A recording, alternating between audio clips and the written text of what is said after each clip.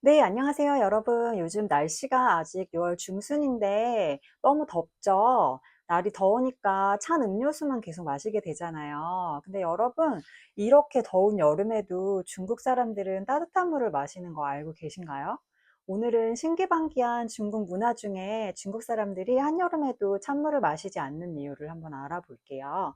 푹푹 찌는 여름에 중국 식당에 딱 들어갔는데 시원한 찬물 대신 뜨거운 물이 나오면 여러분 어떻게 하시겠어요? 바로 외치셔야죠. 服务员,给我冰水.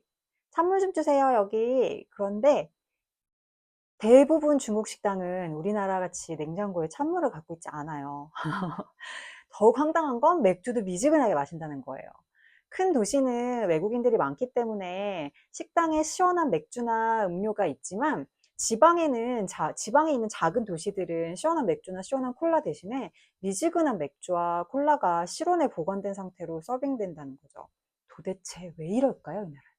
그럼 이제부터 한번 알아볼게요. 도대체 왜 이럴까요, 이 나라? 그럼 이제부터 한번 알아볼게요.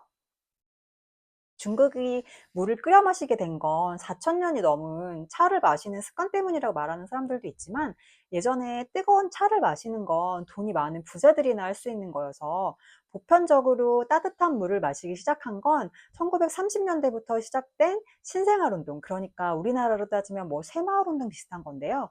그 안에 위생 개념을 보급하기 위해서 이 따뜻한 물이 더 깨끗하다라고 사람들에게 가르치면서 1940년대부터 적극적으로 질병 예방 차원에서 끓인 물을 마시라고 교육을 했다고 해요. 중국 물에는 석회질 성분이 굉장히 많이 함유가 되어 있어요.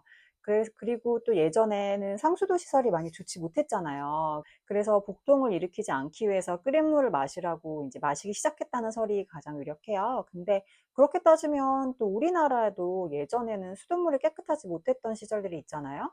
근데 우리는 찬물을 마시잖아요. 이건 중의학이랑 관련이 좀 높은 것 같아요. 중국은 큰 병에 걸리면 서양의학의 힘을 빌려서 수술을 받아요. 하지만 또 아주 많은 병들을 중의학에 의존해서 고치며 살아가기 때문에 중의학에 의한 또 신뢰도가 굉장히 높아요. 음식도 중의학을 기반으로 해서 뭐 음식 궁합을 굉장히 철저히 따지기도 하고요. 그래서 이제 더더욱 창문을 기피하는 것 같아요. 왜 우리 예전에 할머니, 할아버지들도 배가 따뜻해야 한다는 말씀을 많이들 하셨었잖아요. 중국에선 정말 차가운 걸 먹거나 마시면 큰일 나는 줄 알거든요. 제가 대학교 때 생리기간에 아이스크림을 먹고 있으면 중국 친구들이 막 큰일 난다면서 못 먹게 하던 일이 아직도 생각이 나요. 중국은 어디 가나 끓인 물, 뭐 뜨거운 물은 항상 비치가 되어 있어요. 뭐 공항이나 기차역, 심지어 뭐 기차 안까지 뜨거운 물 인심이 굉장히 후해요. 개인들이 이제 개인 텀블러를 갖고 다니면서 따뜻한 물을 항상 마시는 이제 중국 사람들이 꽤 많거든요. 그래서 식당 가서도 마파니 게이워热水, 마파니 게이워 白开水. 이 白开水는 이제 끓인 물이에요. 热水는 따뜻한 물이고. 하면은 뭐 따뜻한 물을 어디서나 마실 수가 있어요. 중국 사무실에 미팅을 하러 가잖아요. 그러면 한여름에도 팔팔 끓인 차를 대접하는 경우가 대부분이에요. 그러니까 너무 놀라지 마시고요. 하지만 요즘 MZ들한테는 또 빙수가 인기가 많아요. 이거는 좀 아이러니하죠. 중국 출장 가서 맥주나 음료수 시킬 때 꼭 차가운 거 달라는 요청을 별도로 하셔야 돼요. 안 그러면 상온에 보관된 미지근한 걸 갖다 주는 경우가 대부분이에요. 그러니까 이 말만 꼭 기억해 두세요. 给我冰的. 쉽죠? 요게 차가운 거 주세요 라는 말이거든요. 给我冰的.